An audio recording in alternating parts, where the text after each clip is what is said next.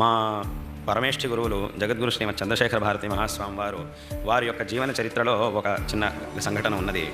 వారు నిరంతరం రామాయణ పారాయణ చేస్తూ ఉండేవారు. పూర్వాశ్రమం నుంచే వారికి అభ్యాసం ఉండేది. నిరంతరం రామాయణ పారాయణ చేస్తూ తమ పక్కన పారాయణ చేస్తూ ఉన్నప్పుడు తమ పక్కన ఒక పీఠాన్ని వేసి దాన్ని చక్కగా అలంకరించి, పుష్పాలతో అలంకరించి దాని ముందు కూర్చొని, ఆ పీఠం ముందు కూర్చొని పారాయణ చేస్తూ ఉండేవారు. దీన్ని రోజు చూసినటువంటి వాళ్ళు కొంతమంది వచ్చి అడిగారు, తమరు రోజు పారాయణ చేస్తూ ఉండడం చూస్తూ ఉన్నాం, పక్కన ఒక ఆసనాన్ని వేస్తున్నారు, దాన్ని చక్కగా అలంకరిస్తున్నారు, కానీ అది మీకోసం వేసుకుంటున్నారేమో అని చూస్తున్నాం, కానీ మీరేం దాని మీద కూర్చోట్లే, పోనీ ఇంకెవరికైనా వేస్తున్నారేమో కూడా ఎవరు వచ్చి కూర్చోట్లేదు, మరి ఎందుకు వేస్తున్నారు రోజు ఆసనాన్ని అని అడిగారట.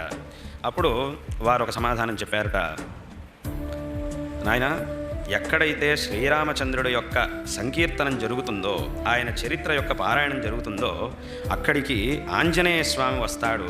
ఆంజనేయ స్వామి వచ్చినప్పుడు ఆయనకు ఒక ఆసనం కావాలి కదా, అందుకోసం ఆయనకి ఈ ఆసనం వేస్తున్నాను, కాబట్టి రోజు ఆ స్వామి వచ్చి దాని మీద కూర్చొని నేను చేసేటటువంటి పారాయణను వింటూ ఉన్నాడు అని చెప్పారట. కాంటే